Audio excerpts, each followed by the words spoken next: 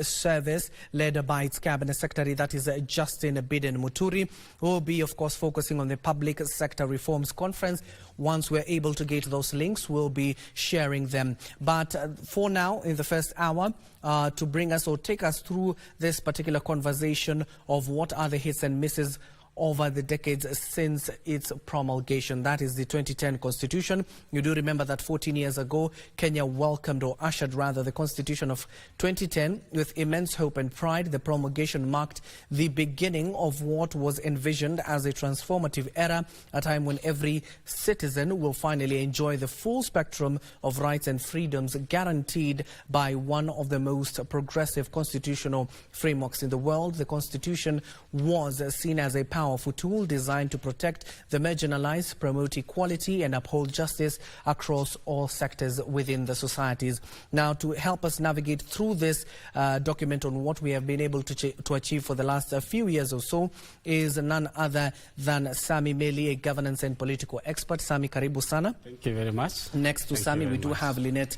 Mavu. She is the member of the Intergovernmental Relations Technical Committee. Welcome, Lynette. Thank you very much. And then finally, we do have a professor in the house, that is Professor Peter Wanyande, a professor of political science and the former CIC commissioner. Prof, karibu sana. Thank you very much. Welcome to the show. Let me start with you, Sami. We are talking about a constitution that is yet to be fully implemented to what our forefathers had envisioned. So what are we looking at this particular document when we say, are we doing what we were told to do within that particular document? Have we confined ourselves there, or we have been able to work around it?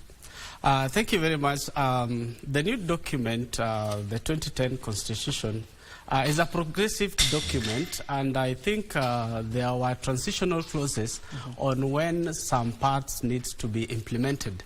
There are still a few issues here and there. For example, the national government is still battling with the county government on the health sector, the agricultural sector, which are already the devolved units, devolved sectors of this economy. And therefore, I still believe that there is a lot that needs to be done.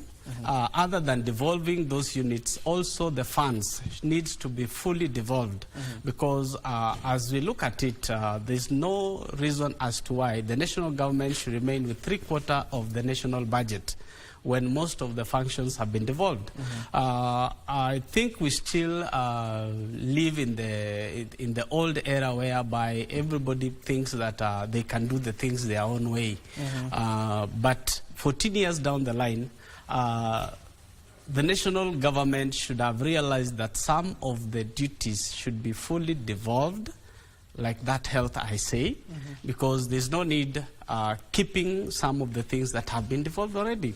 And once you devolve an issue, you also allow the funds to be channeled there directly. So, but overall, the national government and the county government need to work in synergy.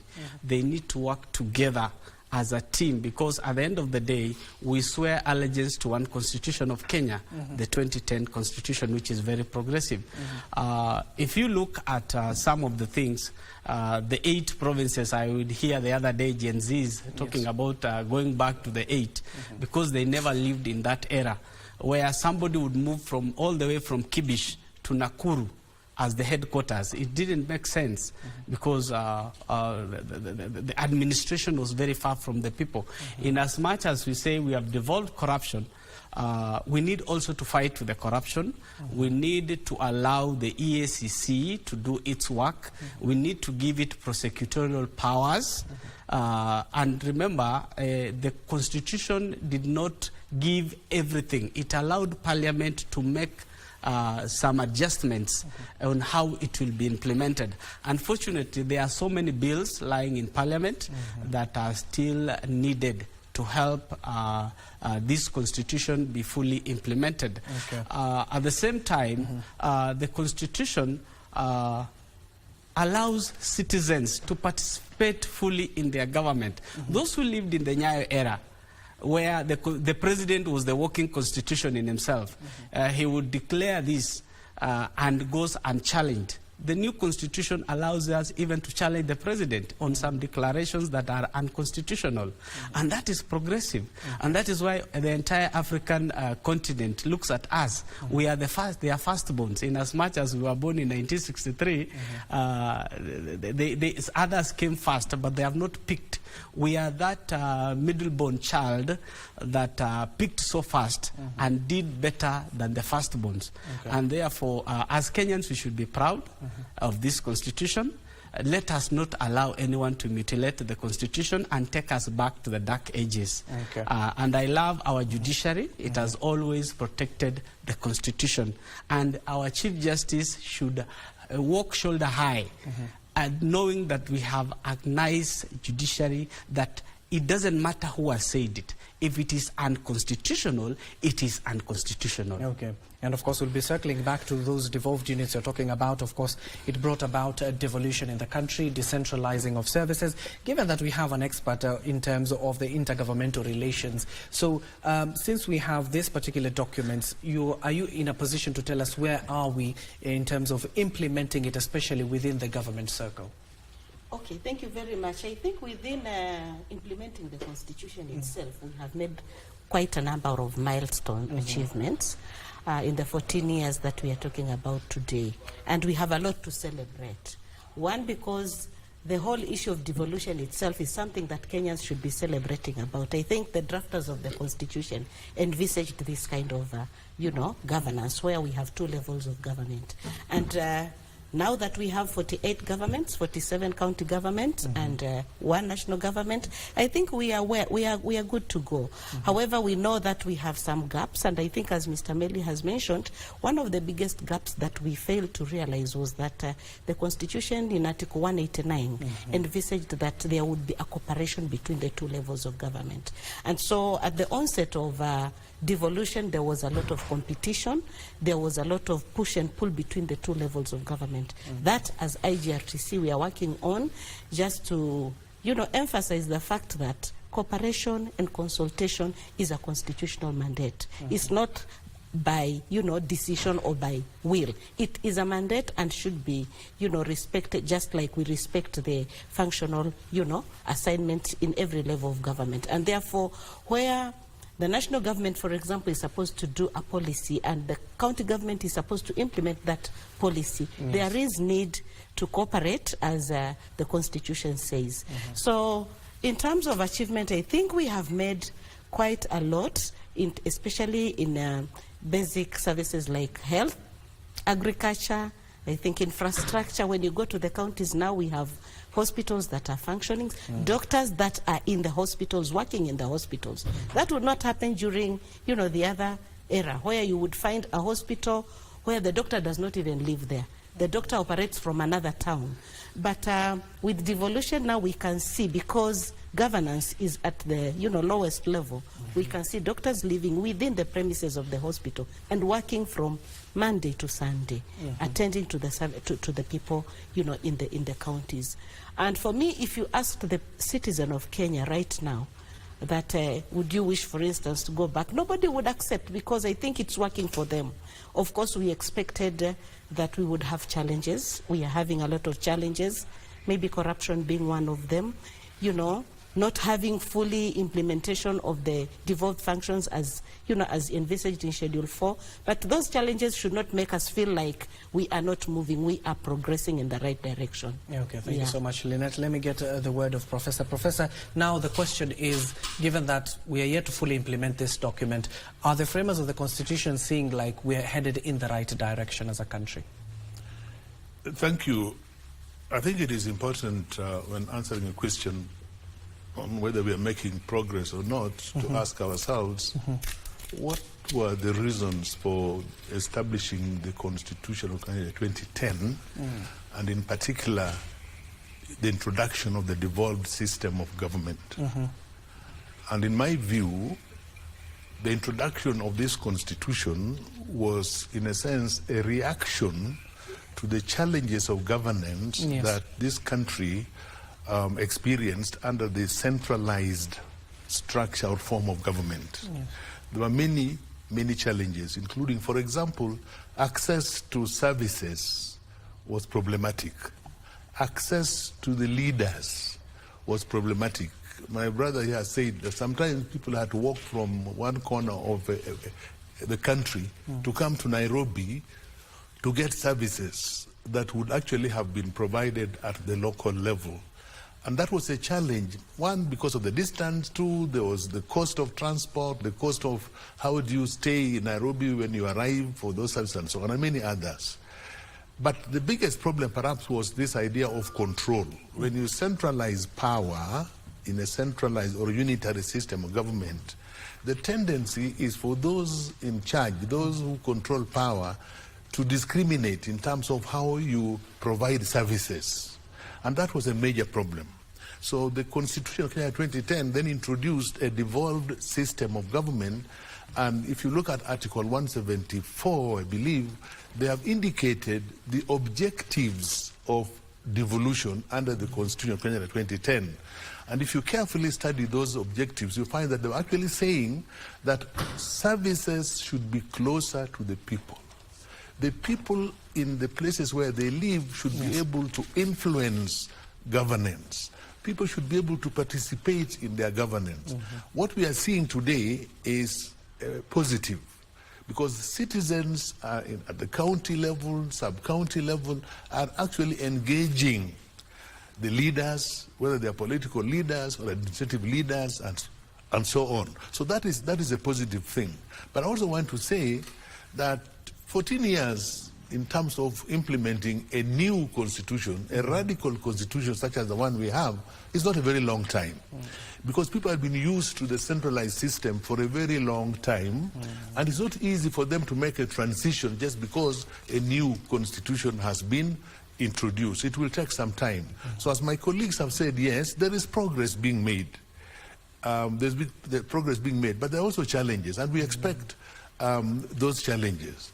A lot of them, in my view, those challenges have to do with the question of, have we fully understood and appreciated this constitution? Are we committed to this constitution? Particularly the leaders. I'm saying particularly the leaders because constitution is about power. Yes. It either takes away power from you or it gives you power. Now those leaders who had been used to centralized power will find it very difficult to fully commit themselves to a decentralized or a devolved system of government. So they will resist. And politicians are politicians. They have ways of resisting in a manner that sometimes not very apparent. So to me, that is a major problem that we need to deal with in terms of moving forward. Okay. And of course, that is goodwill. Still on devolution, so the bigger question will be now, is it working as per now? The constitution is working. If you look at it, devolution itself. Devolution is working, as you see. The only challenge that we have is the funds. The timely release of funds from the national government, the follow-up of the Auditor General on the things that are being done on the ground, because as we envisaged before, is that we expected the management to be at the lower level. We would expect that at the county level, things should work. But if you look at it, citizens are getting the services they deserve at the county level. I remember when you used to come to do land search at the land registry in Nairobi. Now you can do it at the county level. The teachers do not need to travel to Nairobi to find TSC. TSC is at the county level. You find so many other things that were being handled by the national government are now even devolved, even if it is still a national government function. They make sure that they are present in every county. You look at the issuance of birth certificates, now is done at the county level. You see the application of national identity cards are now more efficient than before. You would need to be vetted at the chief's office, then assistant chief, then you go to the chief, then the DO, then the DC, then you come to the PC level. By the time your documents arrive at the national level, a year is over. And that occasioned some things that you would find students not joining university. They would stay 2 years at home, the way the president was saying the other day, to join a university. Now, they finish, they apply for the national identity card, they get it, they join within the same year their results were come out. So, the devolution is working. The only challenge we have is the funding. Because if the funds are released a month to the expiry of the financial year, are we being reasonable? Number two, if we have counties hiring people who are not qualified for the jobs that they are doing, it beats logic to get for example, somebody who has studied medicine handling education. It doesn't make sense.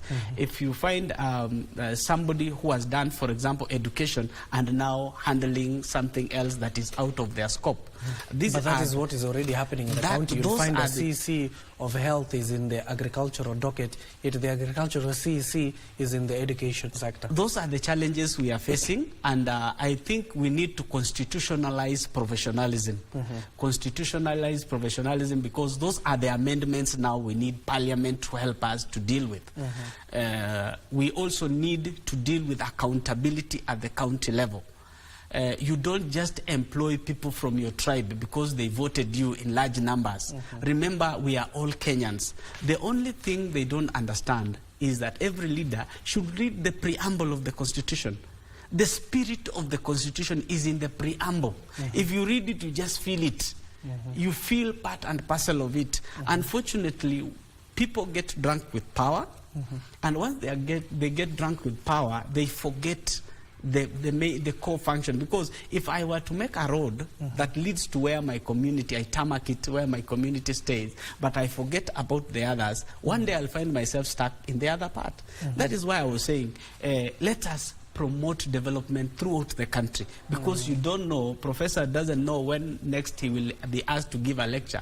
Perhaps there will be a university in Mandera, he will need to go and give a lecture there. But when he is concentrated on his region where he comes from, he forgets that he stays in Nairobi and he needs services in Nairobi. So the devolved units should work as a unitary factor of the national government also, because we are not just the 47 county governments. We also have a national government, and we have one unitary leader.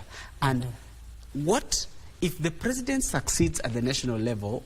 We all succeed. If the governors, all the governors succeed at the county level, the Republic of Kenya is successful.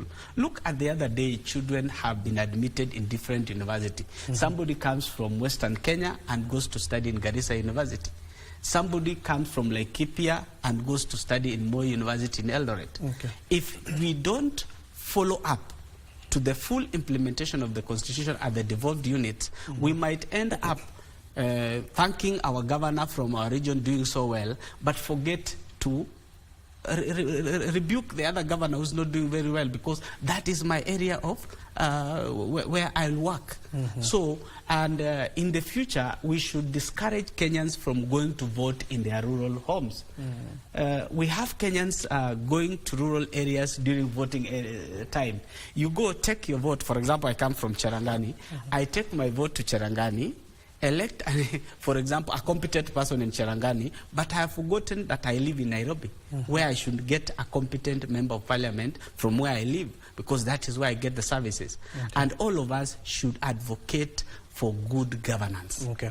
And Lynette, earlier on you were talking about at the start of the devolution itself, there was this competition between the national and the county governments. There were no defined rules. Currently, as we speak, are the rules now defined so that they can work harmoniously?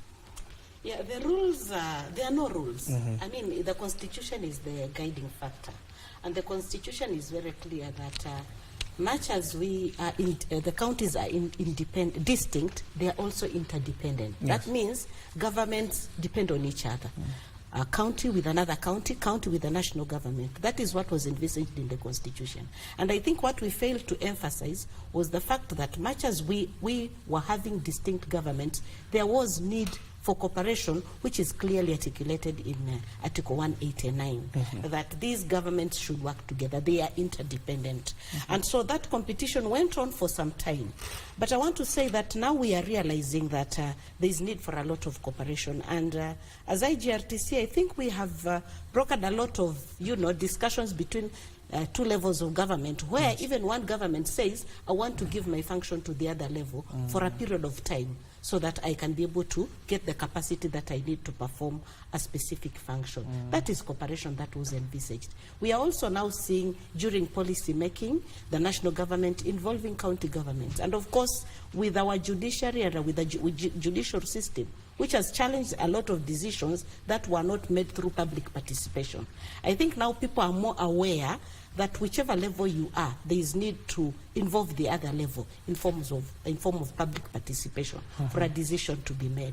So for me, there was competition, yes, but we are seeing the reduction of that competition as we go on.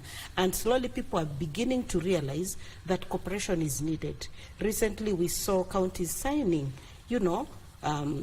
agreements to do affordable housing. We know housing is a devolved function.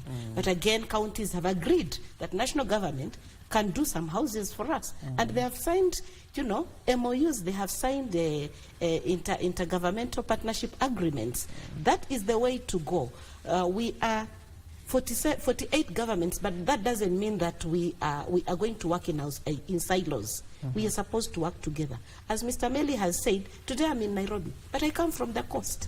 I will need to travel there, and I will need a road. So if only a road is made in Nairobi, and in Makueni there is no road, and in Taita there is no road, how do I get home?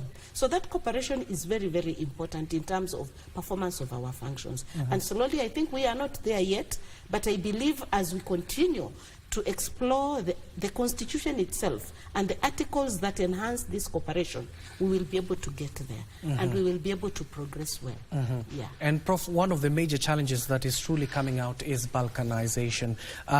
Even the framers of the Constitution, the people who decided to come up with this progressive document, have they adequately addressed it in that particular document? And what can we do as a country? Is there a good political will to ensure that we forego such things as balkanization within the country?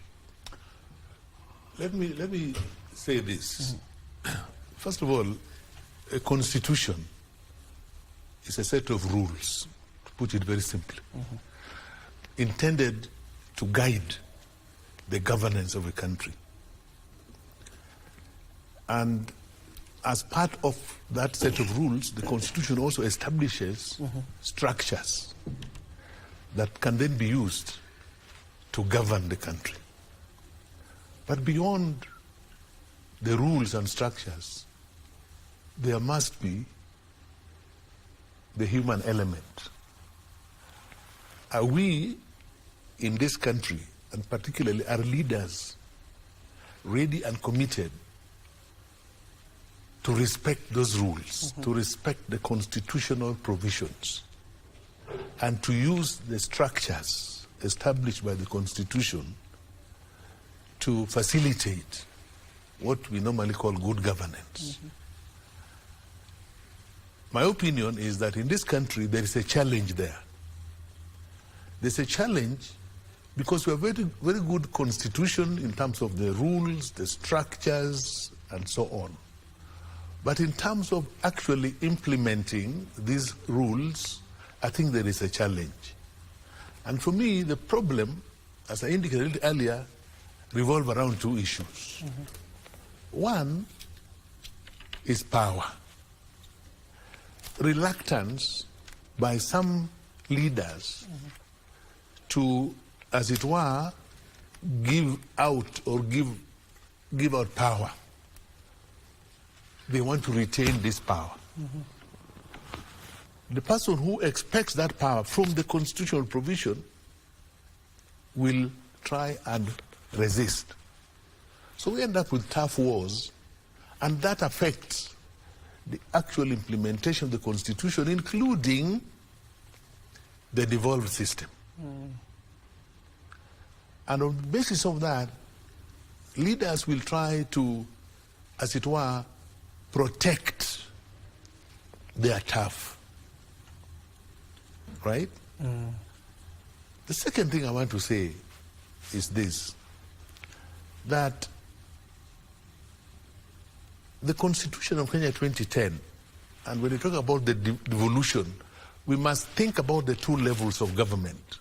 Devolution does not mean county level governments. Yes. It's the two levels of government.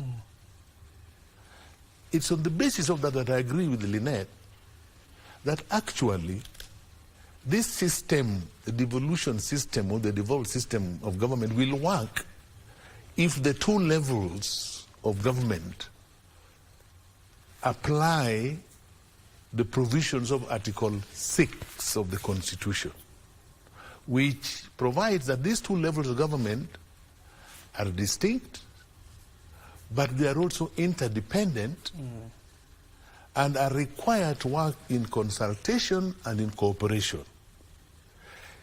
If that is not acceptable to political leaders, we will not get the system working efficiently. And you know, in this country over the years, politicians give the signal where they want things to go. Change, yeah.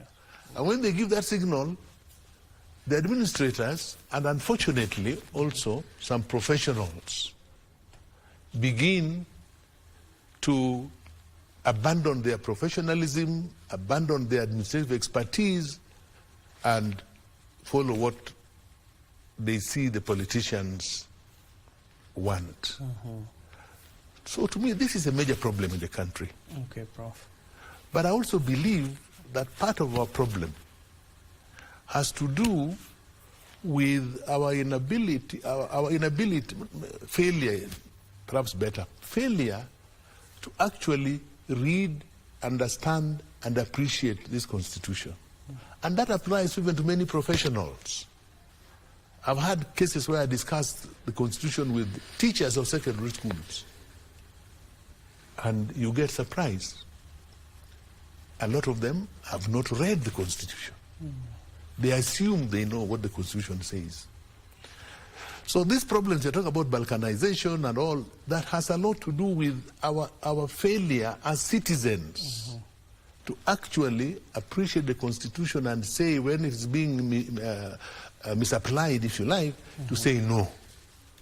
I agree there is a lot of attempts at public participation and checks on the executive, checks, especially at the county level. But I don't think it is enough. I think we should perhaps do more. Okay.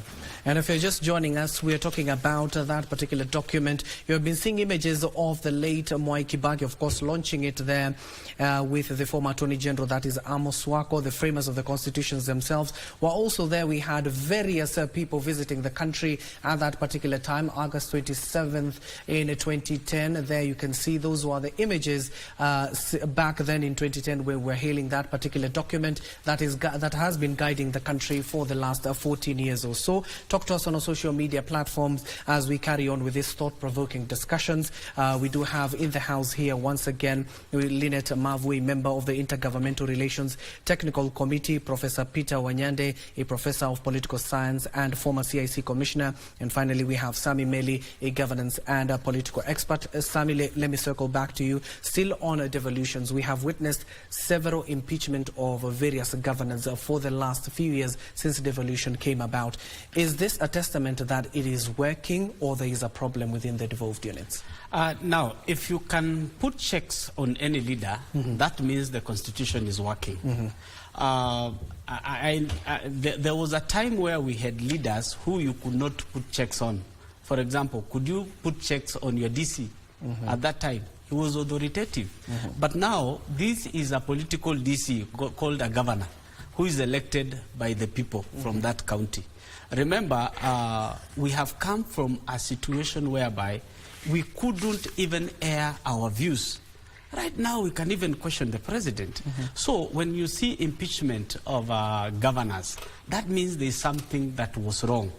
Or there's something that is wrong with the governor, or there's something that is wrong with the leadership at the county level. Sometimes they are impeached because of their either admission or lack of it in dealing with an issue in the county. Because I would expect, for example, if it was an education issue, the CEC in charge of education at the county should be the one being impeached. But some governors are either hands-on or hands-off, because they perhaps interfere with the leadership of different things in the county, or they are just aloof and some things pass under their tables. Because if you were to append your signature on any government document and you are a governor, you are very responsible for it. If there is some funds, there are some funds that are supposed to be allocated to a certain issue that was not done, and you fail to look at that document and also follow up on the ground whether that thing is happening.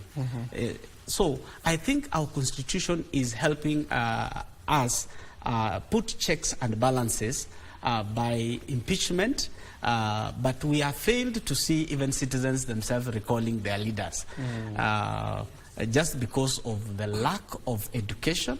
But if you look at this constitution, it's very progressive and widely understood by Kenyans. Widely understood. I remember that Kenyan questioning the certain parliamentary committee and quoting the constitution as it is, that the citizens have sovereign power, okay? In as much as the constitution is supreme, the sovereign power belongs to the people. And if the MCS exercise that power, it is because it is donated to them by the people. So if you are a leader at the county level, you have to create some synergy.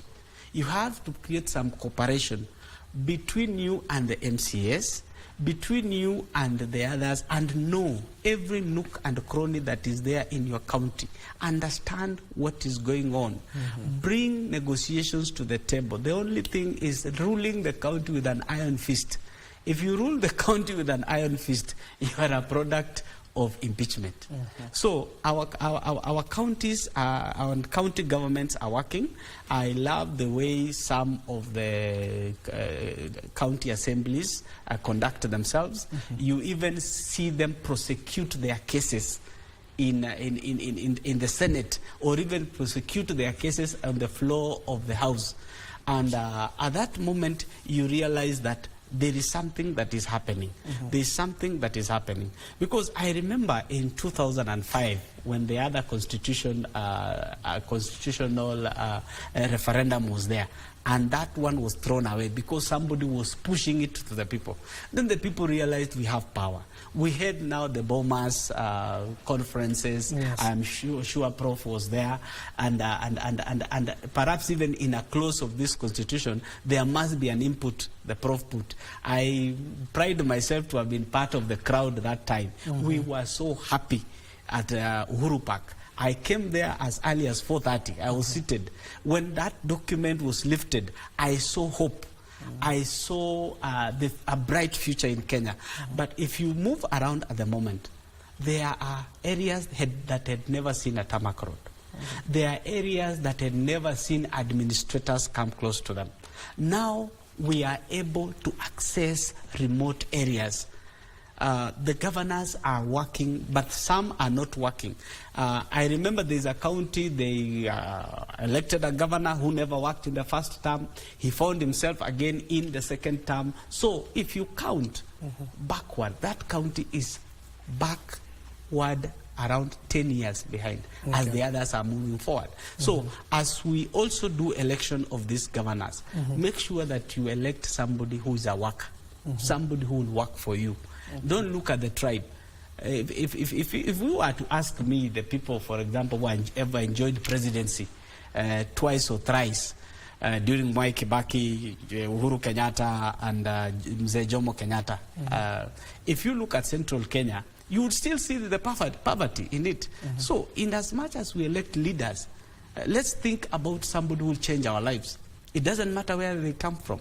If we were to elect a Giriama, a Digo, but he's a worker, it's good. It doesn't matter how, even if an Ogiek, we get a leader who will take us forward. And this constitution, if you look at it, I think the word representatives need to be given even a kitty where they are able to do the developments in their wards on their own, because I don't think if already our ward is tarmacked, our priority is still not a tarmac road. We have other priorities. This constitution, through public participation, we should have a progressive development agenda. As I talked about last time, we should have what we call strategic plan per ward, per constituency, per county, and at the country level. We know that by Vision 2050 or 2063, when Africa will be marking 100 years, yes, how far would Kenya be? If you look at the development right now on internet connectivity, I'm liking some newcomers in the market who are taking our connection to the village level. And if you were to go now to your village where there was a problem with connectivity, you would find even your grandmother having a smartphone and even following this program at the moment. So things have worked. If you walk around the counties, you see new developments. For example, people are building permanent houses. You find a storied house in your village where people can even apply for contracts and tenders and do them. So what we still have as a challenge is the national government level.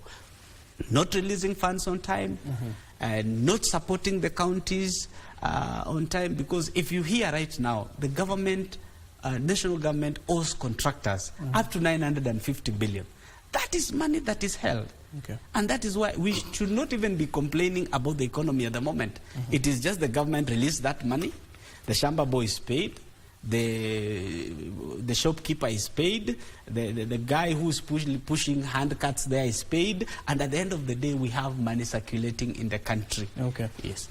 Let me go to Lynette now. We have seen some of the major issues that have been within the devolved units is corruption. Let's be honest, scandals left, right and center that have been pointed out by the Auditor General, especially in their reports that have been oversighted within the corridors of the August House. So has corruption, that is the main question, has corruption been devolved now? Indeed, it's not a matter of having corruption devolved. I think corruption is everywhere. It was there, even during the centralized system of government, and it is there, both in national government and in county government. The issue right now, Abdi, is that now people can see, people are closer to governments, they're able to monitor what is happening, they're able to monitor their funds, and they're able to see where corruption is happening. I can tell you for a fact, for instance, one of the things that Prof has talked about is the issue of ethnicity.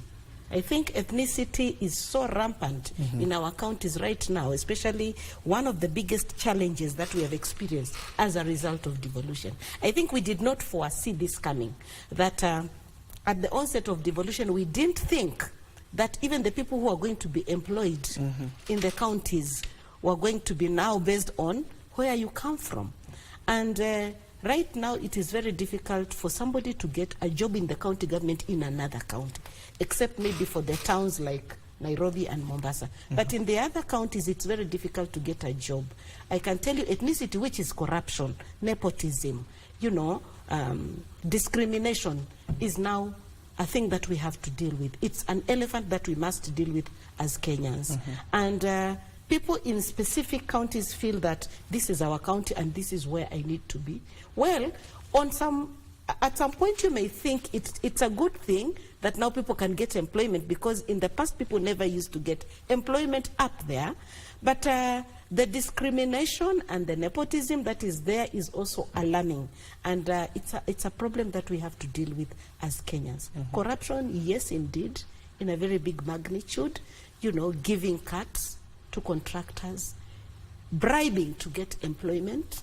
We cannot bury our heads in the sand and refuse to see this is happening. Even to get a job right now becomes very difficult. Who knows who? Not only in the county, even in the national government. So as a country, we need to have this conversation and assess ourselves, really. In fact, I was asking somebody recently, I can apply for a job in another country, and people will give me a job in another country, and they don't know me. And I apply a job in my own country, and I will not get a job where people know me. It's ironic. And I think as a country we need to sit and have a very deep conversation on how to deal with corruption, because it is eating up our society. There are people there who don't know anybody. So are you telling me their children will never get employment?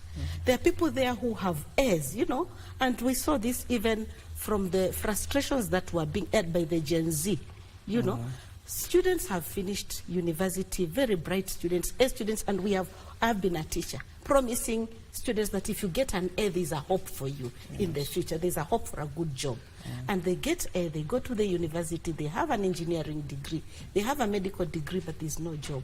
And it's not like that they do not qualify. They have the merit, but they do not get the opportunity because of corruption. And so I can say that we have to admit we have a problem. As a country, we have a problem, and it's not only in the counties, it is in our country that we must deal with. Yes. I think that is a very important point she's making. If you're honest with yourself, corruption has become part of our life in this country. Yes. And it is not confined to any level of government. Just walk or drive along our roads. Let's be fair. Let us be frank about this thing. A lot of public service vehicles are stopped by the police, right? And the drivers, the conductors shake the hands of the policeman and they are waved on. This is common. It is even here in Nairobi, in our streets in Nairobi. In other words, there are different forms of corruption. It is not just that embezzlement of funds in an office or paying contractors that don't, you know, have not done the job and so on. It takes so many forms. The Constitution requires at the county level that a certain percentage of employees of a county must be people who are not from that ethnic group in which, you know, it provides for that. But as she says, that is being overlooked. And that is why I say that the rules are important, but the human element is paramount. If we don't change our behavior, if we don't change our values, the Constitution will not help us. There are people who are powerful and they will protect the corrupt. That is another issue that should be addressed. Why should the corrupt be protected? You know, we are behaving in this country using our, what I call pre-modern values. And yet we are in a modern era. This is clear on our roads, the way we want to cut shortcuts to access service. It is just, it's worrying. And unless we address these things, we will not make the kind of development they're talking about. Yes, the counties are working. You can't say they're not working. There's a lot going on. There are many facilities that have been created, you know, health facilities, there are schools, there are roads, and all these things by counties. But that is not enough. That is not enough. Another problem that I see is, you know, in the Constitution, there are these things we call shared functions. You know, there are functions, Yes. there are national government functions, and there are others that are strictly for county government, but there are also shared functions. Most of the shared functions, you will find that it is the policy element that is allocated to the national government. The implementation is left to the counties. But we are seeing cases where policy is made by government, national government, but that national government also attempts to implement the policy. The glaring example is the housing, the so-called affordable housing. You know, people are confused. Housing is a devolved function. But housing policy, we agree, is a national government function. But it should stop at policy, so that then the counties do the actual implementation. I know there have been these arguments that the counties lack the capacity. But the Constitution also provides that the national government has a responsibility to build that capacity at the county government level. Is that happening? Our fear is that the national government may use this lack of capacity as an excuse to actually engage in roles and functions that belong to the county government. I think we need to be careful about this. But beyond that, you know, I believe in rules and structures and so on.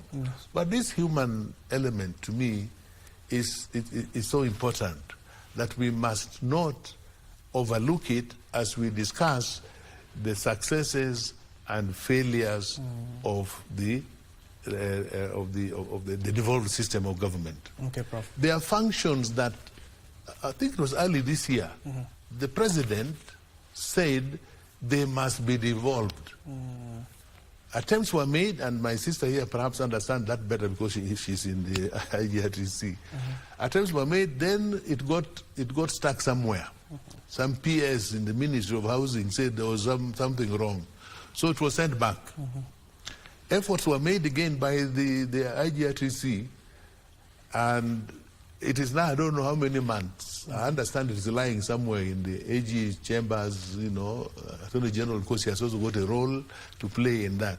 Now, this kind of thing leads some of us to think that it is deliberately being blocked, it's deliberately being curtailed by the national government. But finally, on this, you know, language is very important, my brother and sister. And I'm not very good in Kiswahili. But I hear people, even on media, even on studios like this, talking about the national government in terms of Serikali Kuu. And the county government, I don't even know what they call it. Now, the Constitution is very clear. In fact, in Article 6, they are distinct and they are interdependent. It does not give them a hierarchy. But when you talk of the national government as being Serikali Kuu, you are saying that is, hierarchically, it is up there, the others are down here, and that is going to create a problem in terms of how these two levels of government relate.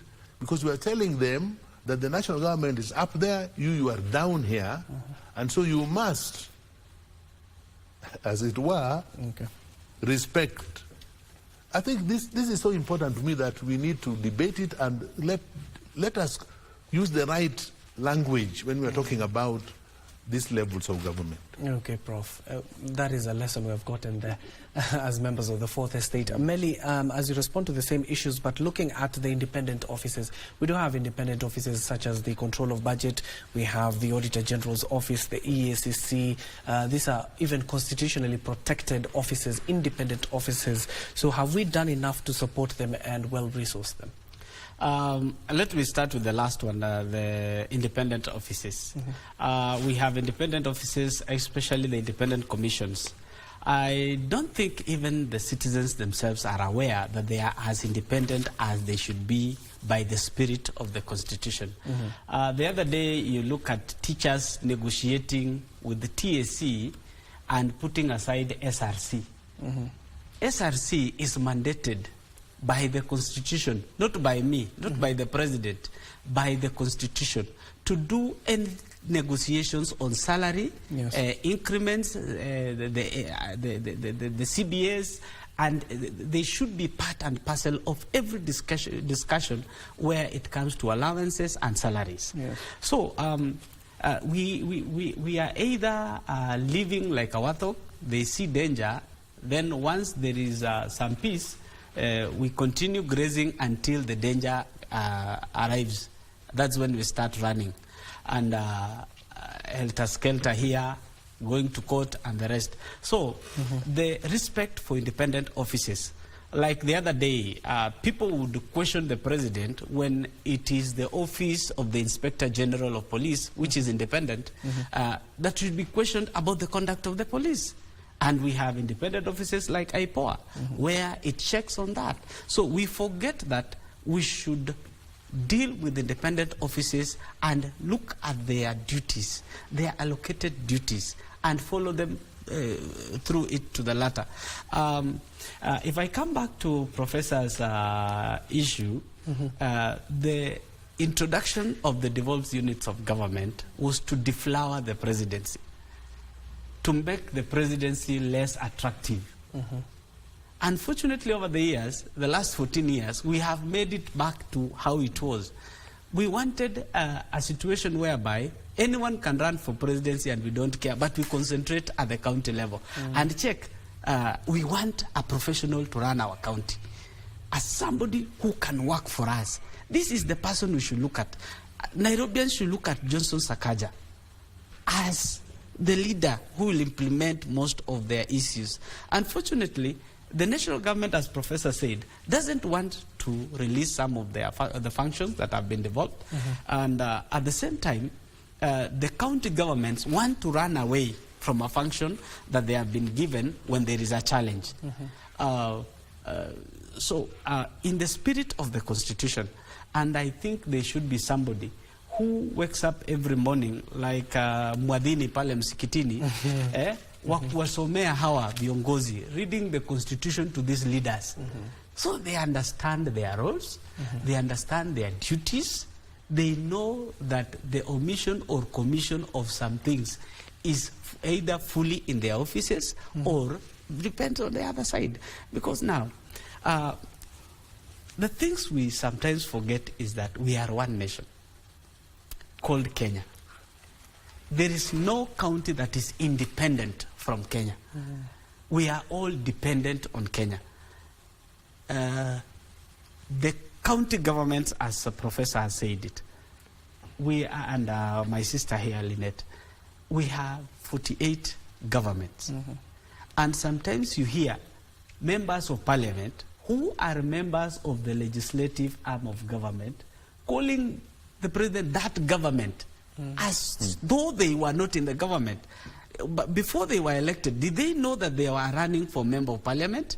And parliament is the legislative arm of government. And the government has three arms: the executive, the legislature, and the judiciary. Where do you belong? Do you belong to the legislature? Then you are government. Do you belong to the judiciary? Then you are government. If you belong to the executive, you are government. The only thing the Constitution has given the responsibility is for the president at the top there to be the apex or the pivotal point where these other governments rotate. If they have to come together, if they have to expand, it's through the presidency. But the other functions, we are working. All the 47 county governors should know that they are employees of a country called Kenya. They are employed by employers known as Kenyans. They are not employed by Luyas because you are from Bungoma or Kakamega. You are not employed by Kikuyus because you come from Kiambu or where. You are employed by Kenyans. And sometimes even they overlook the minorities who are within themselves because that is a voting constituency. Yes, the president knows that he has a bigger constituency called Kenya. And if you look at the older constitution, let me educate a few of us who had never read the older constitution. The president was a member of parliament. By the time we promulgated the constitution of 2010, Mwai Kibaki was member of parliament of Othaya, at the same time president. And there seemed to have been a way where funds or good things go to Othaya and not to other constituencies in the republic. But when the devolved units came in, you would see now Turkana, Lodwar town developing, Turkana developing, Mandera developing. You see, it's like they were mushrooming of new projects. And if we not safeguard that by being building enough checks and balances, Kenyans do not understand that you can question the government as an individual. You don't need a mob. You can take it to court if there is a violation of a constitutional right. And we have the Bill of Rights that is very broad-based. People who are in death row now knows that there is no time they will be hanged. They are just waiting for their death, the natural one, because the Constitution guarantees it. Lynette, as you respond to the same issue, we're talking about Chapter 6 of the Constitution. It is very clear when it comes to leadership and integrity. So will this remain just letters on this 2010 document, or are we going to see being implemented down the line? Thank you, Abdi. And I think before I even respond to that, let me pick from what he's talking about and say that there's a lot of ignorance in Kenya. Ignorance as far as the Constitution is concerned. This Constitution of Kenya is a very simple document to read. It does not have the junk that used to be there in the language that was so complicated. It's like a storybook. Anybody can read.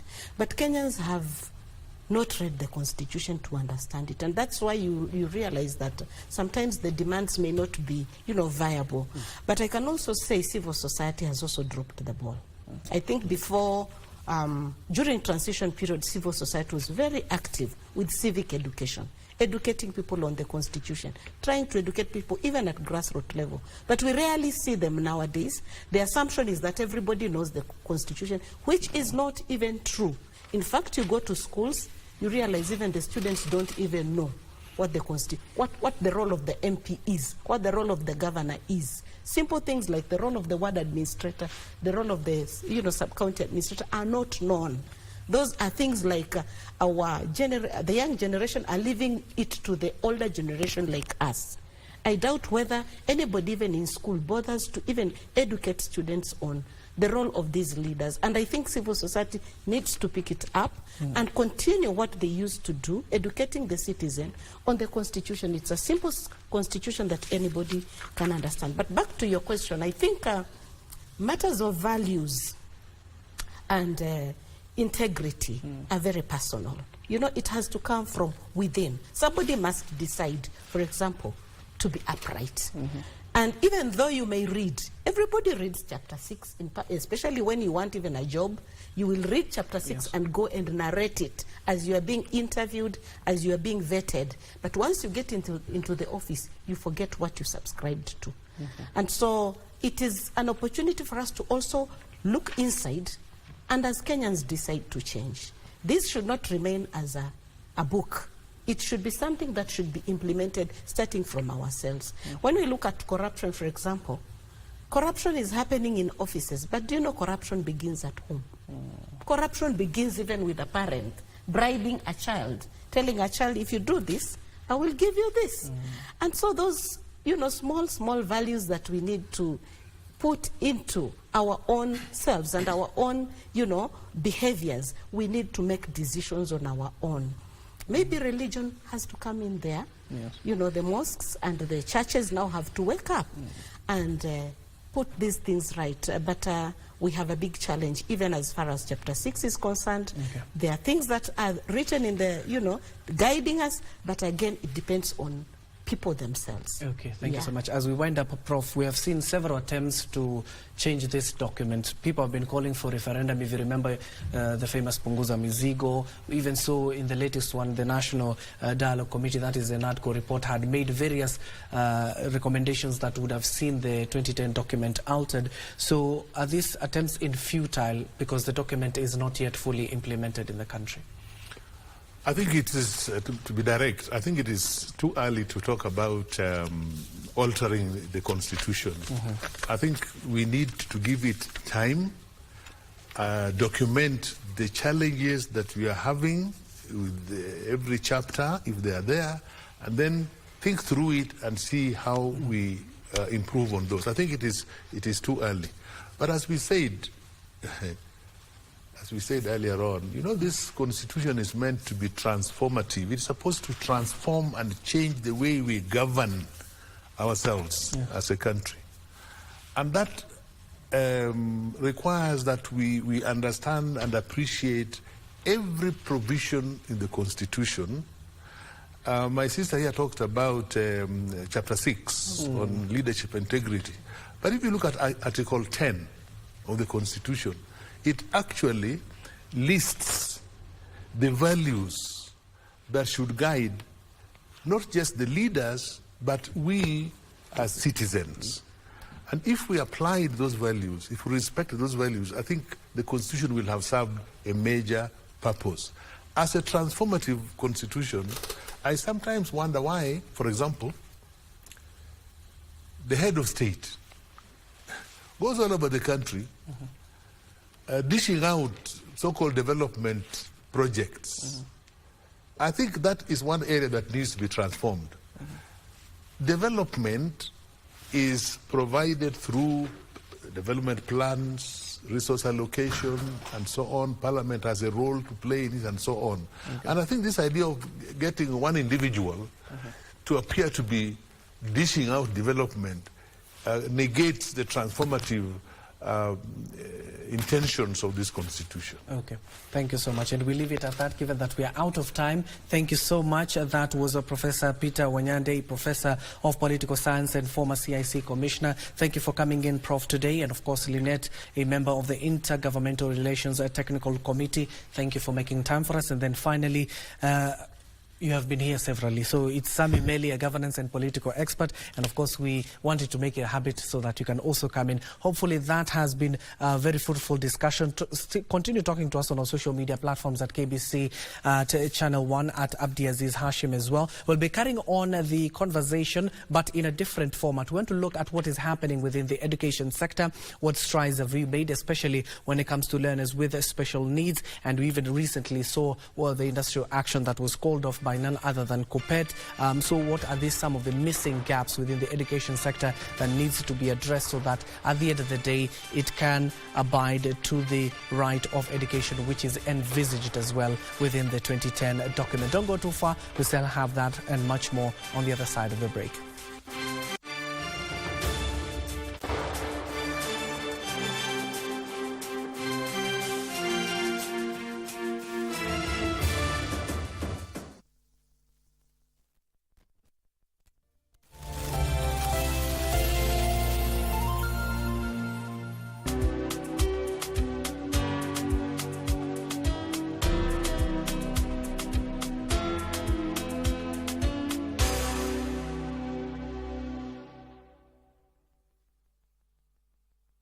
Mtazamaji, tumekuandalia taarifa zinazogonga vichwa vya vyombo vya habari kutoka hapa jijini Nairobi na pia mashinani. Wanahabari zaidi ya ubora wao wako ange kukuletea habari pindi zinapochipuka kutoka pembe zote za Kenya.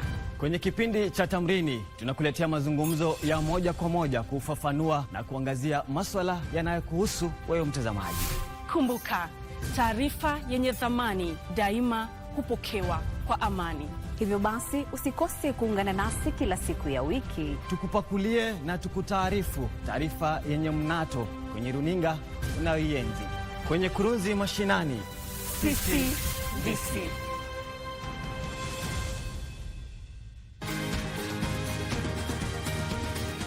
Thank you for joining us on Healthy Living. Stay connected to Voice of America at voanews.com. A look at your kidneys and how they impact your health. And an expert discusses chronic kidney disease and how to protect yourself. And Ivorian psychologist Noor Bakayoko shares some insights on bullying and what can be done. It's important to avoid major events or major health crises. How do you know if your cough is due to a serious condition? We'll have some answers. Stay well and strive to make every day a healthy day.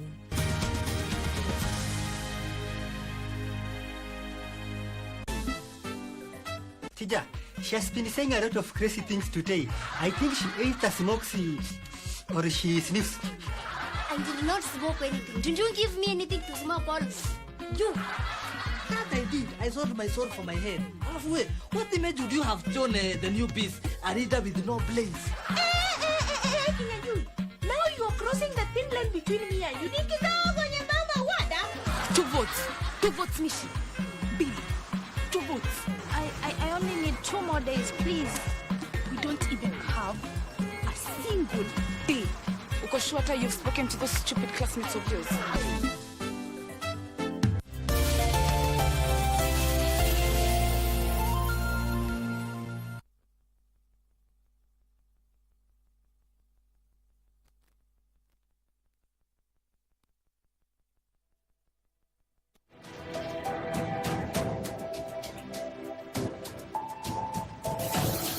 Let us all join hands together as we begin the process of national renewal under the new Constitution. Fellow Kenyans, let us all rededicate ourselves to fulfilling the dream of our founding fathers. Indeed, may the new constitutional dispensation be our shield and defender as we strive to conquer poverty, disease, and ignorance.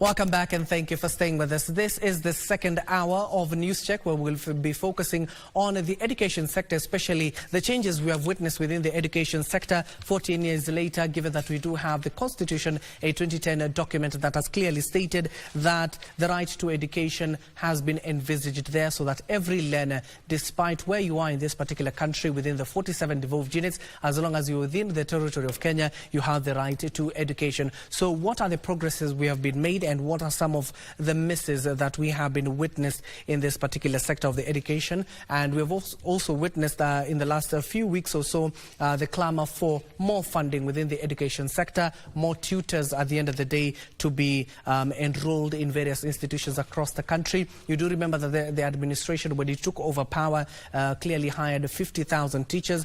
They're saying that they will have 20,000 more hired once there is funds to do that particular exercise. We have seen even the JSS teachers coming on board, something that we never had previously. Also, some of the promotions and progressions of teachers within those particular institutions. But to the learners more specifically, you do know that currently we are operating on a different education system from the 844 to the KBC curriculum that has been inculcated to the lower primary all the way to institutions of higher learning. How are they progressing, and was this change needed? That is some of the discussions we want to have this morning with some of our specialists who are already here in studio. KBC on teachers and learners with special needs and other issues arising within the education sector. Keep the conversation ongoing at KBC Channel 1 and at Abdiaziz Hashim 1. So we have Mr. Peter Mbugua, the Secretariat of the Kenya Union of Special Needs Education Teachers, that is KUSNET. Thank you for coming in, Peter. And of course, welcome back, Joshua Nyambane, an educationist. Asante sana for coming in. Thank you. Let me start with you, Joshua. Before we enter into the topic of the day, you saw what happened in the evening where KUPPET had to call off their strike. So will this be a relief for parents and teachers who, parents and students who are sending their kids home? Abdi, thank you for the question. I believe it is definitely a relief. What I would say is that the government should actually look for ways of handling industrial disputes. We don't have to have a strike or other teachers go on strike for us to be able to resolve the issues. We are growing at a fast rate. Kenya is a country of international repute, a country that respects both international conventions, because we are members of the International Labour Organization. We have also established quite a robust, trade unions, and of course we have Commission of Remuneration, as SRC, and we also have the Ministry of Labour, which I believe together with the Ministry of Education and TSC, going forward, this issue of teachers going on strike should be a thing of the past.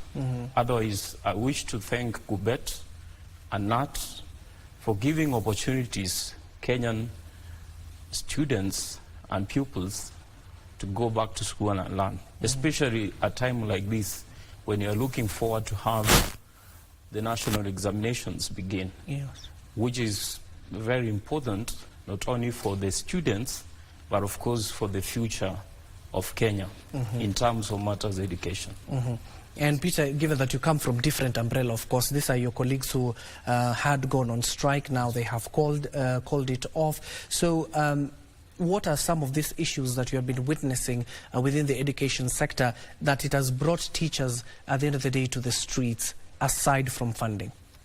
Thank you very much, Abdi. The teachers have been on the streets because of a myriad of reasons. One, the deductions, the third-party deductions, yes, where teachers are covered by a health scheme, by health insurance, and that money is not submitted to the insurer. And therefore, when teachers go to hospitals for medication, they are turned down or they are turned away.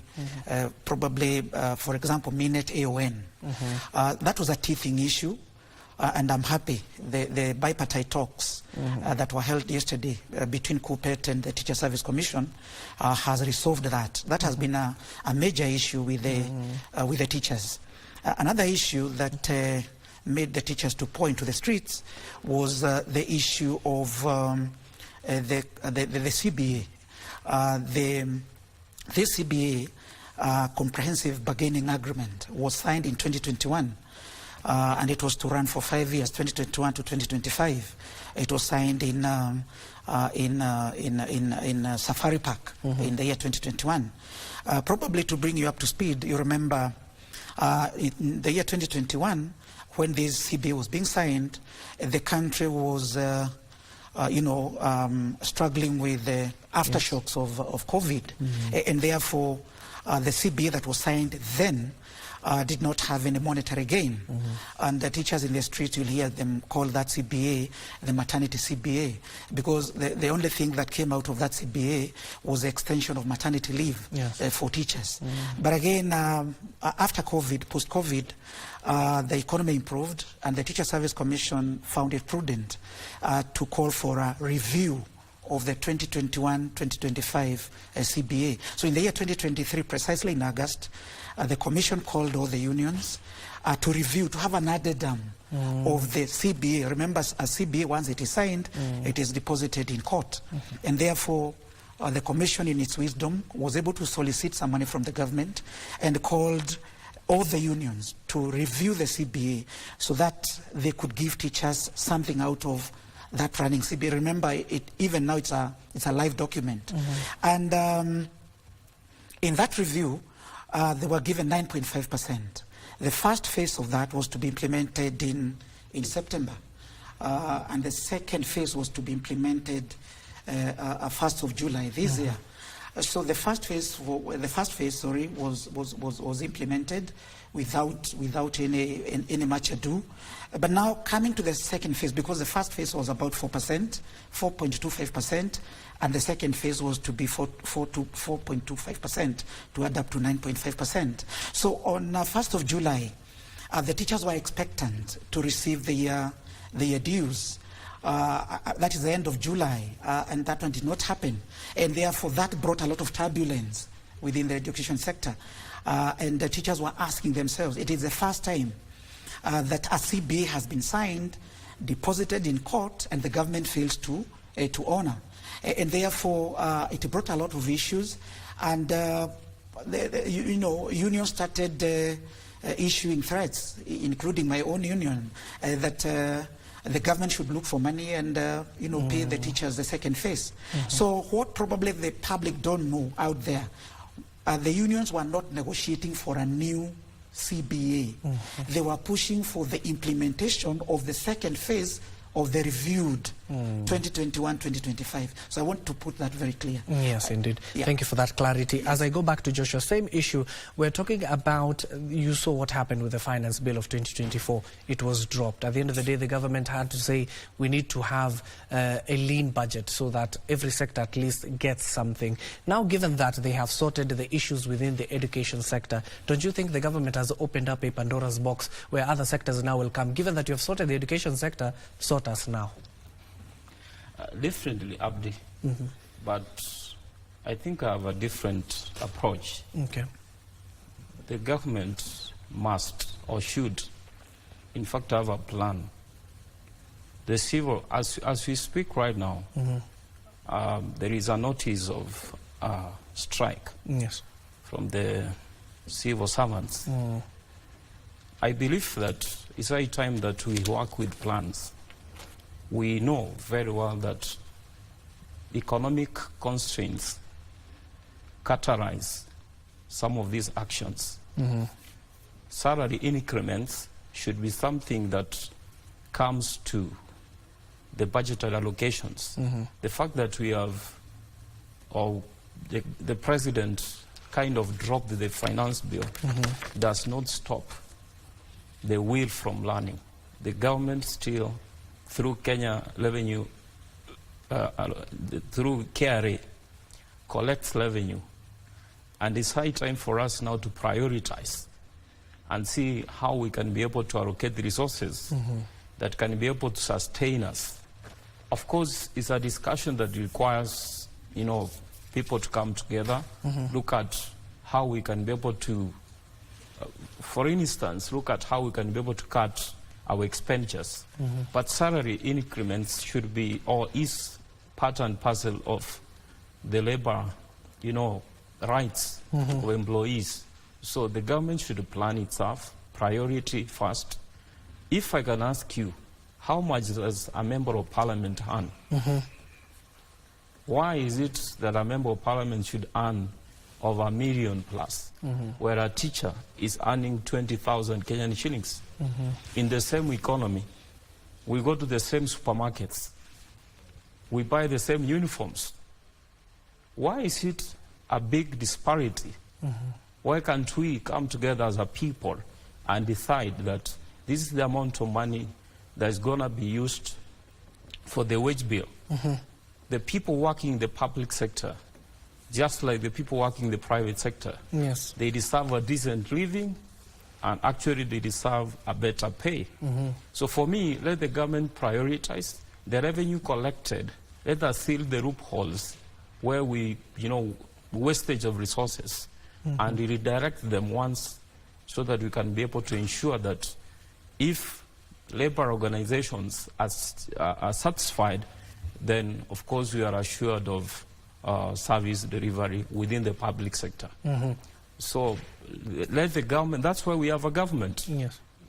They have dropped the finance bill, but they must look for ways and means of trying to raise revenue and also controlling corruption, which has taken most of the money that is supposed to be paying teachers, doctors, security forces. I don't see the reason why a policeman is earning less than 30,000 and is actually trying to guard a bank which is worth over 400 billion. How is that normal in a country where we should have equality, or if not equality, at least we should be able to ensure that people earn modesty and they can live a modest lifestyle. And let me come back to Peter. Maybe tell our viewers, how crucial is the third term, and why was it important to bring back the teachers back to classes? Abdi, third term is the heartbeat of the education. To the learner, third term means transition, because that Form 4, who is going to sit for the KCSE, will transit to tertiary institution or to the university. And therefore, it was a very trying moment for both the parent and the candidates, because 1 week is lost, actually almost 2 weeks, because we know some learners were sent away yesterday. The strike was called off in the evening. Now again today they're on the road, and by week 2 they're supposed to have settled, probably and started with the revision. So the candidates, this means a lot to them, because now the teachers are not settled down with them to revise with them, to prepare them for the KCSE, because now we don't have KCPE. But remember, there is also CAPSEA for grade 6, so that they can transit to junior school. And therefore, it was the wrong time. There's no right time to strike, but this one hurts most, because you remember all of us were in school, and our third term is when we recollected ourselves, we were able to revise and probably prepare ourselves to go to the next level. And therefore it's very unfortunate that this strike came when it came, and I hope that because we know our teachers are resilient, our learners too, by the end of this week, coming to next week, those who are handling candidates will be able to focus and really prepare our candidates for their end of year exam. Now, one would wonder, could this hamper the performance of the learners? Let me say that yes and no. Because we know some schools are advantaged. You'll find that maybe some national schools, you'll find that probably they cleared their curriculum probably by the beginning of this year, and therefore they have been revising from second term. But again, we also know that there are rural schools in the interior that have no enough teachers, they don't have resources, and they require every minute, every hour to prepare for the exam. So therefore, you'll find that schools that are endowed in terms of resources and they have enough teaching staff will be able to settle down very quickly. And you can imagine, I have not seen a national school send their learners back home. And I'm saying this with a lot of humility.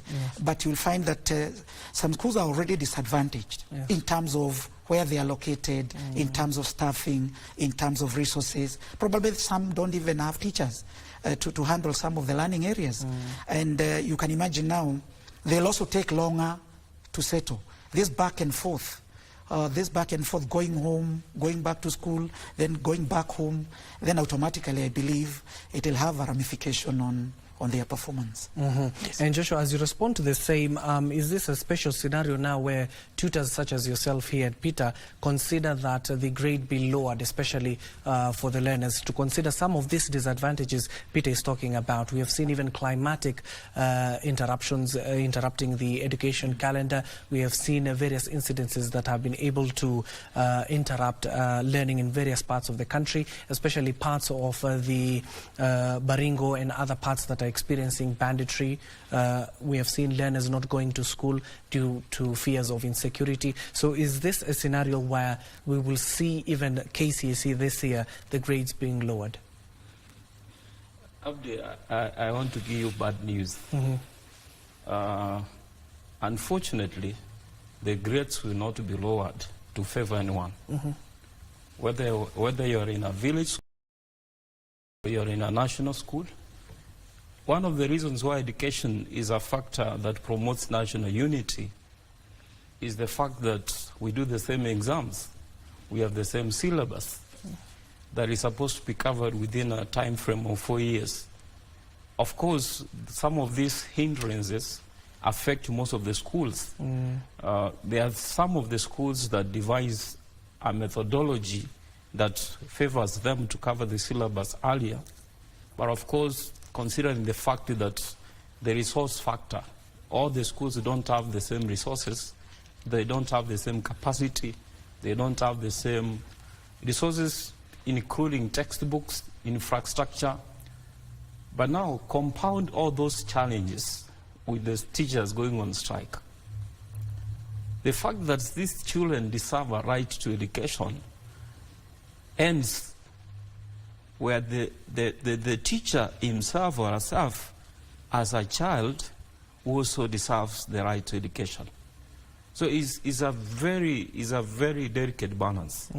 But I want to tell you that this will definitely affect the results. I would want to urge the Kenya National Examination Council to always be alive to this fact. And by that is why we are really, working hard to do with the 844, because only one exam is gonna define the future of many or millions of Kenyans. And this, for me, as an educator, shouldn't be the case. At times, where we have a lot of challenges, the Kenya National Examination Council could go back to the same school and look at the formative assessment tests or results and combine them together so that we can be able to have an affirmative action, even when it comes to exams. I am looking forward to a day where one examination should not actually define the future of somebody. And this strikes, and that's why I started by saying, the government always should do its best to honor CBS, and if there is an issue, they will rather resolve these industrial actions earlier before, because it will eventually affect the children who have a right to education. Yes, which is envisaged in the constitution that we're coming to Precisely. now. We're talking about, Peter, Joshua has just touched upon it. We have changed now our curriculum. We are under the competency-based curriculum. From the 844 now we no longer have KCPE to talk about. We're going to talk about KCSE for the next few years before it is phased out by this curriculum itself. So did it warrant to change our education system? I would say yes, because 844 has been with us since 1984. So it had done its bit for around 35 years. And in 2016, a commission was formed that was led by Professor Othiambo, who is late now. And they did the benchmarking. They went to Nordic countries, the whole of East Africa, and many countries. And it was realized that 844 was not churning out graduates that had skills. Those in education, they know it was about rote learning. You cram and then you regurgitate that in the examination room. And therefore, in fact, even in East Africa, we were lagging behind in terms of our education. To benchmark with from 844 to competency-based curriculum, where it inculcates competences, so that we don't have a graduate who has cleared university and cannot get a job. People are having heaps of certificates, diploma, degree, yet that is not what was required by the world of work. So it was important for us to anchor our education system with what the job market required. But let me add a rider, that it was prudent, time was ripe to change the curriculum. Probably, I don't know whether I'm jumping the gun, it is the implementation bit that has caused us problems. But it was important for us to change our education system. Joshua, are you of the same view? Some historical perspective. I think before I was born, we had a system which was 7423. That was used in Kenya between 1964 up to 1984. It's up to 1985. Learners could go to primary level for 7 years, then they go for high school, lower high school, for 4 years, then Form 5 and 6 for 2 years, then a minimum of 3. And this is the times when even students used to go to, the NYs, the National Youth Training, so they can be able to, get practical patriotism skills. And then, of course, between 1985, for the last 32 years, roughly 32 to 35 years, we anchored in the 844 system, where learners could go to primary level for 8 years, then high school or secondary level for 4 years, then you're expected to be in the university not less than 4 years. Unfortunately, the 844 system has proven to be worse than the 7423 system, which was used many years back. Why? It was oriented. So long as the end justifies the means, and vice versa. So then we cannot just condemn our people using exam, as I put it, first one exam. Yes. And we need to give all the learners opportunities. We now need to give them opportunity to, achieve their abilities and their needs. 2017, a major change occurred in the system, education system. And that's where we are talking about the CBC, the competence-based curriculum. In summary, this simply implies that we are looking at the various competencies of learners. We are not condemning learners based on one exam. The irony is that we are going to have so many assessments, we call them formative assessments, giving more value, adding to 75%, and then wait for the summative exam that will give you around 25%. Also, the major iron is that the implementation aspect, teacher training, even the implementers of CBC, and I dare say, they don't understand what is CBC. Number two, even capacity building, those in charge of training the tutors themselves, they don't understand what is CBC. Now, I want to pose this as a question to the people of Kenya, that if you mess up education, and I'm not saying it's been messed up, because there is a rationale where we have introduced CBC. But if the implementers do not understand, they are not, well prepared to implement this particular curriculum, then the question is, are we heading the right direction? If the people coming up with the curriculum themselves cannot even comprehend what CBC is supposed to achieve, then I am left wondering whether the system eventually will enable us to resolve the 21st century problems that Kenya is facing. I don't want to give a way forward now, but I think the President of the Republic of Kenya, His Excellency, Dr. William Ruto, should give opportunity to convention, call all the stakeholders, because this CBC, as of now, it has sparked a lot of stakeholder, discouragement or questioning whether there was rushing to implement this particular system or not. As of now, we need to do an audit, and we need to be very thorough, involve all the stakeholders, the teachers, the parents, the students, for us to have a way forward. Otherwise, CBC is not a bad curriculum. Yes. Okay. And going back to Peter, how are kids with special needs coping with it, given that you're in that sector with the CBC itself?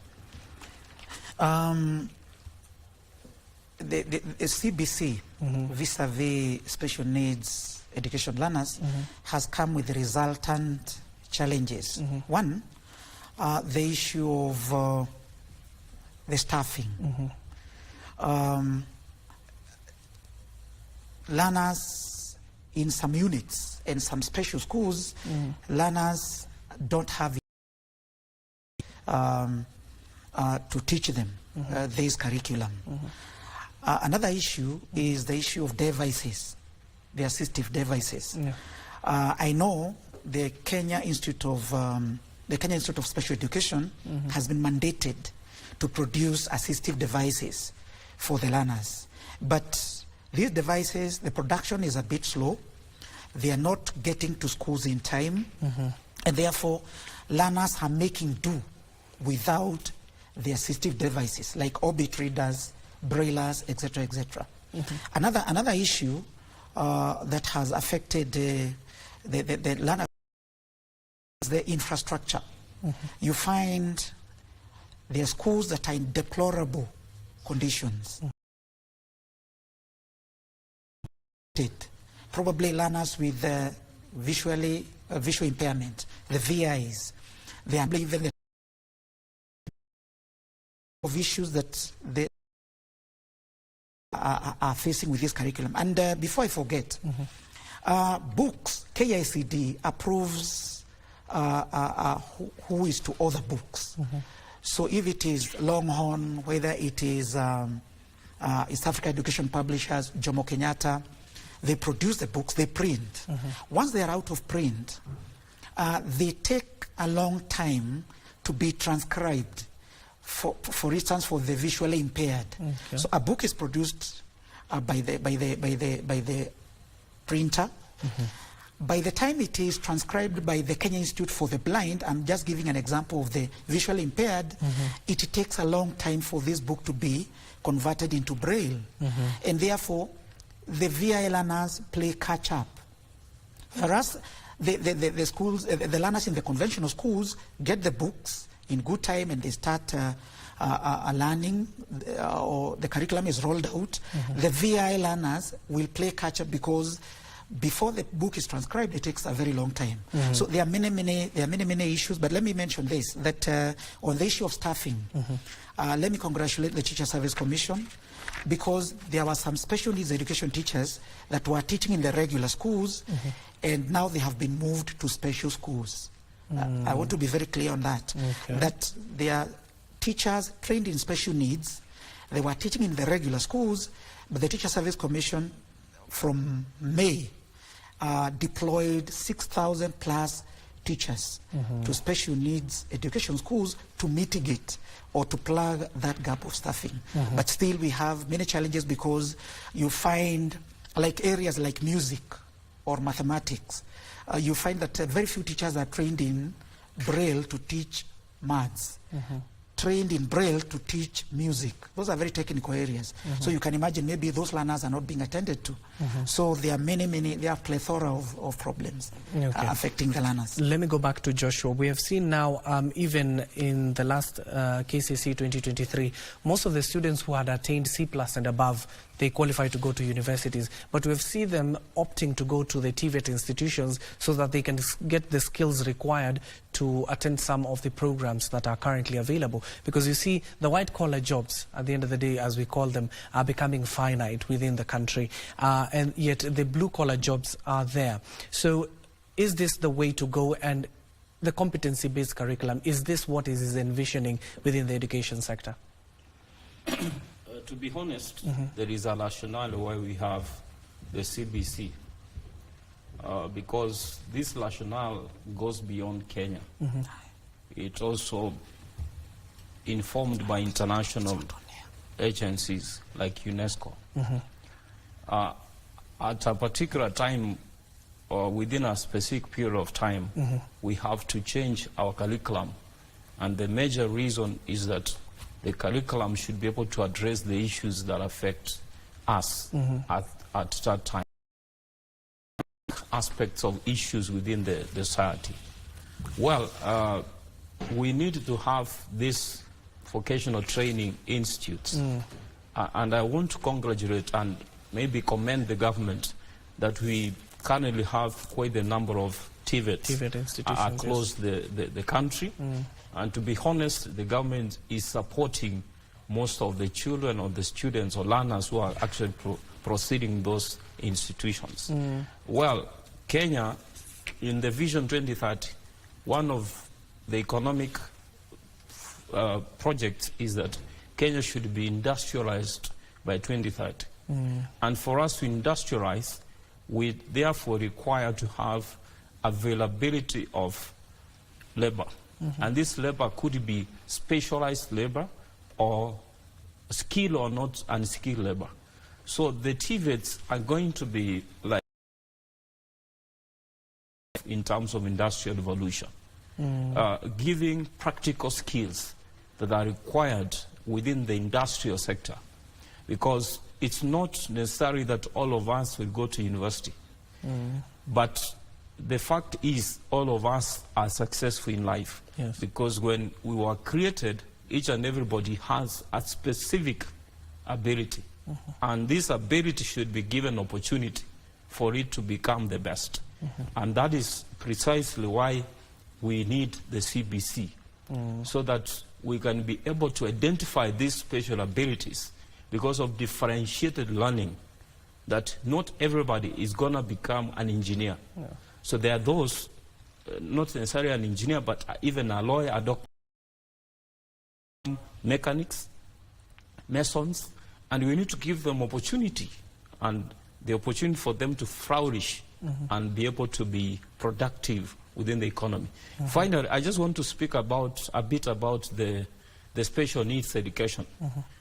I feel that we are making steps to the right direction, but each and every time we make those steps, I also feel again that we're making some few steps backward. We are training teachers for special needs, but they are still insufficient to meet the demands in the special needs sector. When it comes to resources or materials or assistive learning materials, we still don't have enough even books for the children with special needs.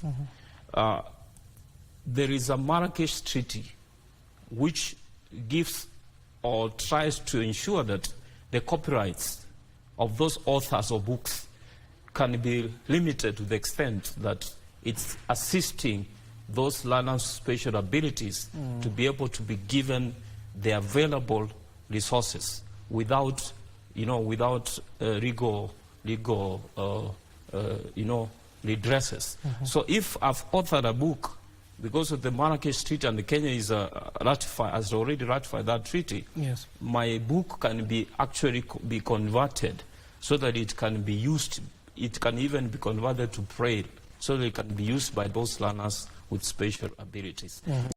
We need to ensure there is more funding to the special education needs, and of course do much of integration. Doing much of integration of special learners with the normal schools, that also requires more training that is supposed to be given to the normal teachers so they can be able to understand the needs of those students. I feel good that if we pushed or briefed those disabled members of our communities, then we are going to make more strides forward, going forward. Have there been even opportunities within the tutelage sector where we've even seen teachers who have special needs themselves are able to some of these institutions? Have that been clearly spelled out? Thank you, Abdi. The Kenya Union of Special Needs Education Teachers came into being that policy because initially special needs education teachers was being classified as others, and the birth of KUSNET has brought more focus on special needs education teachers. I've just talked about special needs education teachers, as my brother has said. You can imagine they were working in regular schools, yet there was deficiency and serious staff shortage in the special needs education schools and units. So you can see that was a mismatch. A trained teacher teaching in regular schools and a school in the neighborhood was lacking a teacher. And therefore, the union has pushed for these teachers. All teachers will be mopped up. All those trained in special needs will no longer teach in regular schools. They'll either teach in special units or special schools. The first cohort was deployed in May. Let me mention this in your program. The second cohort is being deployed now in September, and the third cohort will be deployed in January 2025. And therefore, we believe with that mopping up, it may not really address 100% special needs education sector, but it will go a long way in addressing the staff shortage. So that was a mismatch because even the Teacher Service Commission was deploying teachers trained in special needs in regular schools, yet children with special needs were suffering in those schools without being taught. But clearly stated the TAC at least reverting the decision. It has. But going to Joshua, what are these other areas we're seeing, especially in this globalized world, in this world that is facing many issues like climate change? So what are these specific areas that needs to be inculcated within our education sector so that at the end of the day, that learner who leaves the school knows that this job opportunity is up for grabs? I believe that that is a wonderful question. And I think we need to tailor. Of course, we have tailored our education system to meet the global goals. We have 17 sustainable development goals. And for me, the main challenge, if you go to the Ministry of Education, I'm sure we have a department that deals with education for sustainable goals. But when you go to the grounds where the rubber meets the road, you find that not many tutors, or may say not many teachers, understand what are the global goals, especially climate change. you mentioned very clearly, climate change or climate action is one of the major goals that is not only being brought out clearly by the United Nations organization, but also within the Kenyan continent, within Kenyan government, and also within African continent. We need to, as we give education, or as we teach our learners, we need to actually show them the practicability of what they are doing and where they need to be absorbed going forward. So as we do our curriculum, we also need to bring in intentionally these sustainable development goals, which should be part and parcel of each and every strand if you're talking about CBC. Yes. For the 844 for now, I know we may not do much, but for the CBC, the Kenya Institute of Curriculum Development should intentionally have experts to tailor specific, components of each and every specific learning area where it should actually lead our learners to. For us to contribute, we need to even educate our learners how to plant trees and the importance of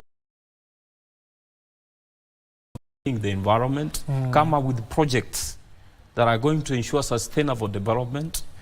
When you have projects that will end up eradication of poverty, hunger, we can teach these young people on how to do some entrepreneurial, projects within the school setup.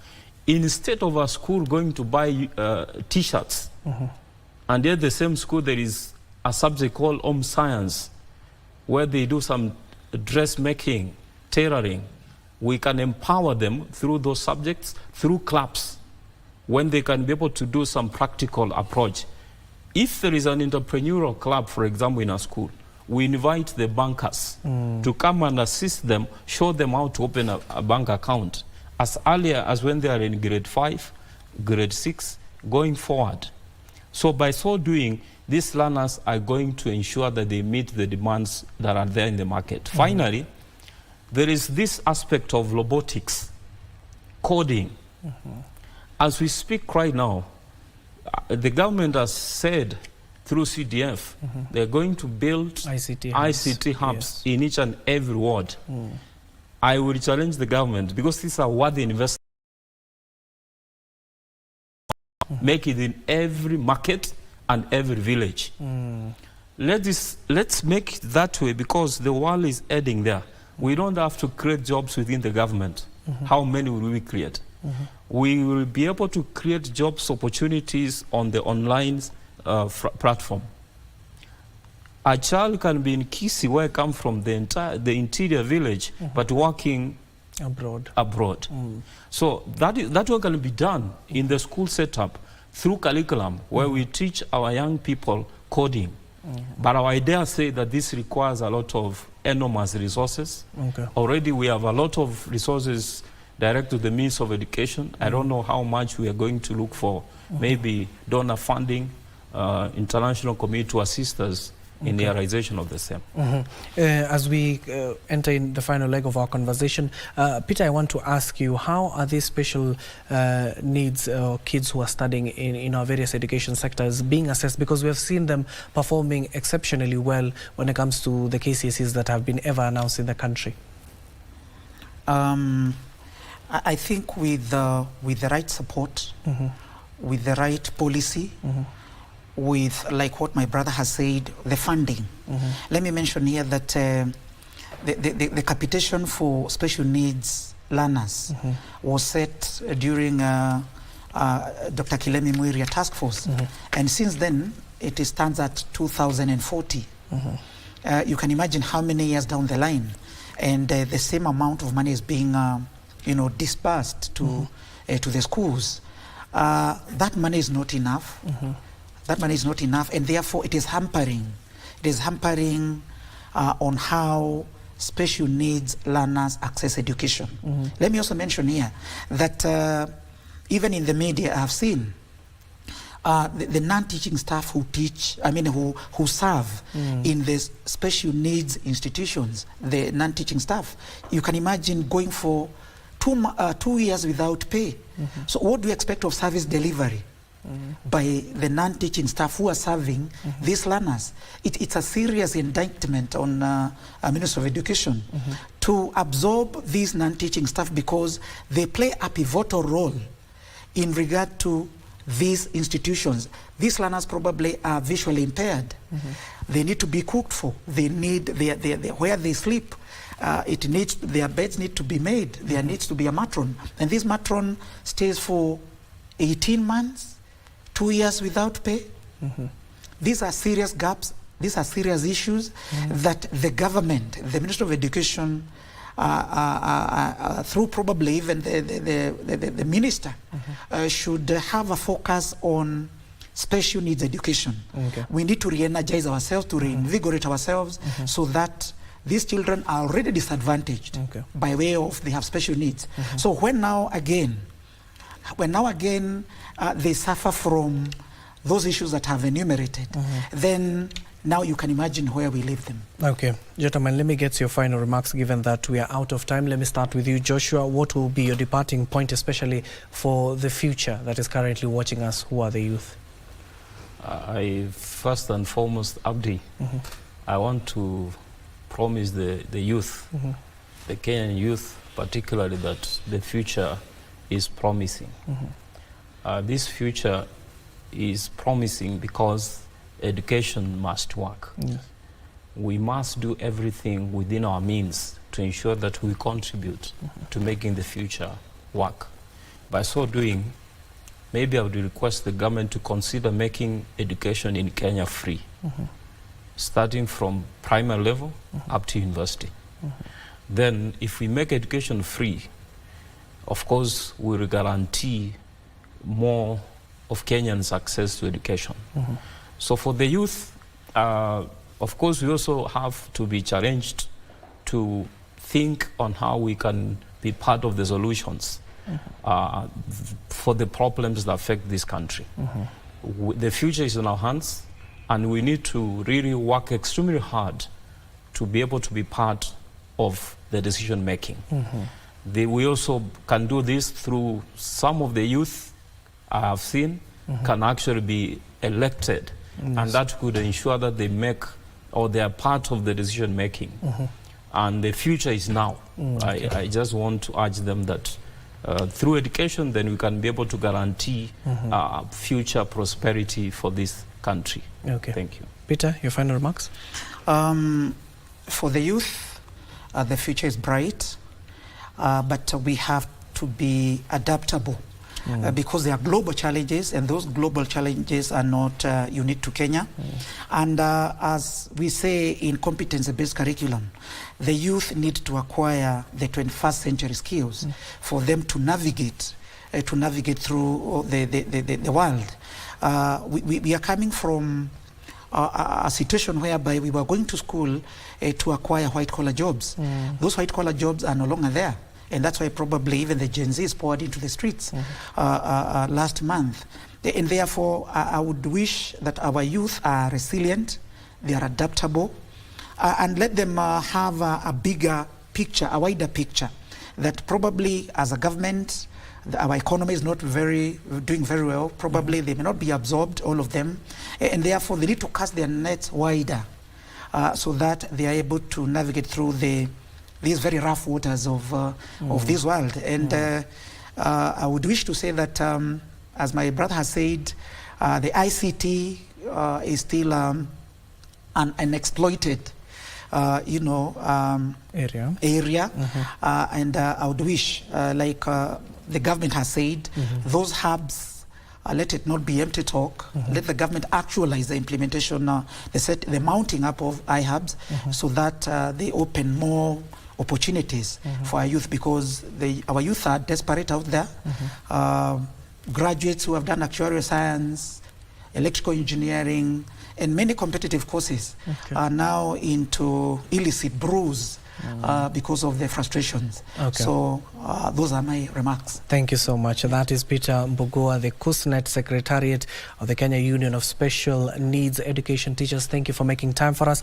And of course, Joshua Nyambani, an educationist. Thank you so much, gentlemen, for making time for us to discuss this vital topics. Keep on the conversation going online, but I need to hand you over to my colleague who is Kasicha Namasha, who is coming up next with Kurunzi Mashinani. My name is Abdiaziz Hashim, and of course, do stay tuned for those conversations that are coming up within the confines of the Kiswahili world.